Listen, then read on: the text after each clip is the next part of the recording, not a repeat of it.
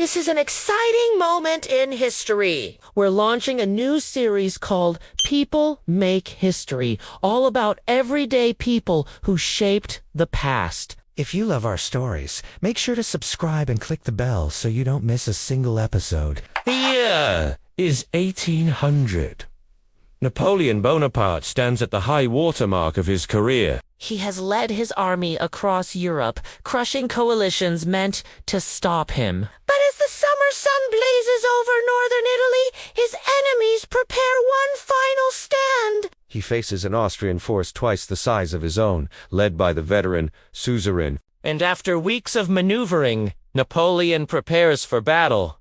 But it will not be easy. The place is a flat, open plain, perfect for an army to deploy. The terrain offers no natural defense. Napoleon will have to rely on his skill as a commander, his men's endurance, and a little luck to pull off a victory. Will he succeed? Let's go back to the beginning and find out. It is the summer of the year 1800.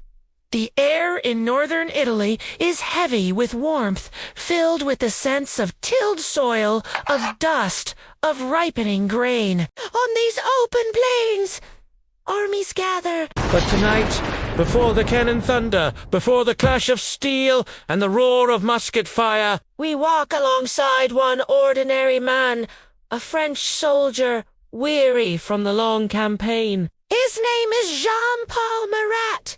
He is 23 years old. The uniform he wears once shone a brilliant blue, but now is dusty, soiled, the brass buttons dull. he shifts on the hard ground, trying to find a comfortable position. Around him, other men stir, muttering, coughing, swearing softly as they prepare for another day. They have marched long and far. They have crossed the Alps under Napoleon. It's a daring plan, believing the Austrians were falling back, believing the campaign was already won. But now, as Jean-Paul gazes out at the hazy horizon, a knot of unease tightens in his chest. The fields are too quiet, the birds too still. And though he cannot know it yet, a storm is coming. Suddenly, a bugle sounds, then another. Men scramble to their feet, grabbing weapons, shouting questions. The answer comes quickly enough. From the edge of the camp, they see the first Austrian's crest arise, then another, and another. 30,000 soldiers appear like a great tide, advancing with banners bright in the light. Their cannon open fire. The ground trembles. The French are scattered.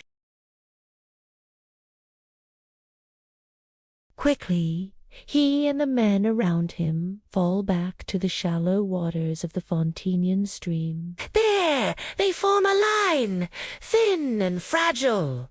Muskets braced against shoulders. Across the field, the Austrians press forward in waves, and the air fills with choking smoke, the sting of powder, the cries of the wounded. But for a moment, hope flickers. The French hold the line. Then ammunition begins to run low. As Jean-Paul fires, then reloads, he watches the Austrian columns reform and come again, stronger, closer, unrelenting. Next to him, men fall, some hit by enemy fire, others dropping from exhaustion. Hope dies by early afternoon. The French line collapses. What begins as a measured withdrawal becomes a rout. Men stumble over one another in panic. Muskets and packs abandoned. Austrian cavalry cuts into the fleeing mass, sabers flashing in the sunlight. Him poor Rune's lungs burning, ears ringing, dust choking his breath.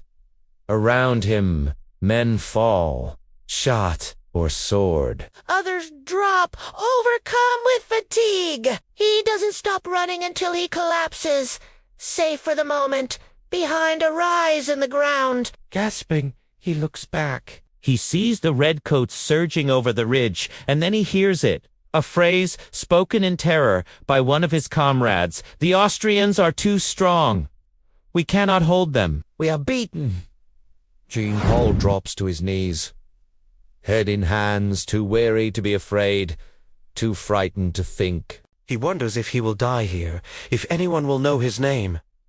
or remember that he ever existed. But then, through the haze of smoke and gunpowder, he sees something. In the distance, a small group of horsemen ride hard toward the battlefield. Soon he recognizes the man in the center, tall, lean, with a gray coat snapping in the wind. It is Napoleon! Jean-Paul scrambles back to his feet and pushes through the throng of soldiers, calling out to the first consul, hoping somehow to catch his eye, hoping for rescue, for leadership, for a miracle. As he runs, he watches Napoleon reach the front and speak to officers, his face stern, his eyes sharp. Then he sees Jean-Paul and motions for him to come closer. General! Says Jean-Paul, breathless. Napoleon looks at him a moment, then turns back to the battlefield. Jean-Paul wants to ask, "What will happen now?" But he does not dare. Instead, he watches Napoleon ride hard toward the sound of cannon. The first consul is gone, and with him, any hope for deliverance. "We are defeated," Jean-Paul whispers, sinking to his knees again. All is lost. And yet, as he sits there, stunned by defeat, he hears drums in the distance. Distant, steady, growing louder. Then he sees them. The fresh troops, returning under the command of General Louis de... He had been sent away to block an Austrian retreat, but hearing the thunder of battle, it turned back. Seeing the troops arrive, Jean-Paul scrambles to his feet. With a shout, Desaix rides hard Toward Napoleon, urging his men onward. Suddenly, Jean-Paul sees Napoleon turn to him and mouth two words. "Yes, it is late, but there is still time to win another." And then, as Desaix forms ranks, ready to charge, he sees the first consul ride away. Again, Napoleon moves to the right flank, encouraging soldiers, sharing their food, speaking with them as equals. Then, as he turns to go back toward Desaix, he notices Jean-Paul watching him. He motions for the young man to come closer and asks him, "What is your name?" "Marat, sir," he replies. "Awestruck, you fought well today." "Marat," Napoleon says, handing him a slice of bread. "Eat. You must be strong." He takes the proffered food, surprised by the simple kindness. It is the last thing he remembers before the charge. In the aftermath, as Napoleon rallies his men for a final push, Jean-Paul sees the look on Desaix's face. He knows what honor demands, but he also sees the toll it has taken. And as Desaix lifts his head, pride etched on his features, he knows the general will never speak of this day lightly. Just after noon, Desaix leads the attack. His men surge forward, bayonets flashing in the sun, scattering the Austrians, who fall back in disarray. Suddenly, Jean-Paul feels a searing pain in his side. He staggers, then collapses, sliding onto the ground. Coughing, he looks up to see Desaix fighting bravely but desperately, his horse cut from under him. As Jean-Paul struggles to his feet, he watches the general fall,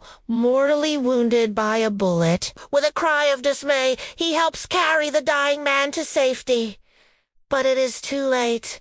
Soon, Desaix is gone. At that moment, another general, Kellerman, leads his cavalry into the fray. They thunder into the Austrians, smashing through packed infantry. The tide of battle turns decisively in the French favor. And by evening, the battlefield lies silent. Smoke drifts lazily above broken cannon and fallen men. Jean-Paul sits on the ground, musket across his knees, too exhausted to move. He cannot believe it. Somehow they have won. But the price is terrible. Thousands lie dead or wounded, friends among them. Desaix, the hero who returned to save the day, is gone forever. Victory has been bought with blood. In the days that follow, news of the victory spreads through the French camp. At first, there is cautious celebration, disbelief, coloring every word. But soon, as details become clearer and the magnitude of the victory sinks in, Cheers erupt. Men drink deep, singing songs of glory until late into the night. Jean-Paul listens, half in awe, half in dread. The Austrians were almost upon him, so close to total defeat. He thinks of those who did not survive the day. He thinks of the bravery of Desaix. He thinks of the strange, impulsive courage of Napoleon. He wonders, not for the first time, how much longer this game of war will last. When the fighting begins again, Jean-Paul is there. Always in the forefront. He fights beside veterans and green recruits alike. He fights because he must, because he has seen enough death to know no other life. He fights to stay alive, to prove his strength, to earn his keep. He fights to live another day. Years later, when the soldier is old, men will tell the story of Marengo differently. They will call it a masterpiece of strategy, a flawless victory. They will forget the panic, the retreat, the near disaster. But he will remember. He will remember the hunger, the fear, the thunder of cannon, the fall of Desaix, the desperate charge of Kellerman. He will remember how close they came to ruin, and how chance, courage, and the will of ordinary men carried them through. History will remember Marengo as legend, but he will always know it as lived truth.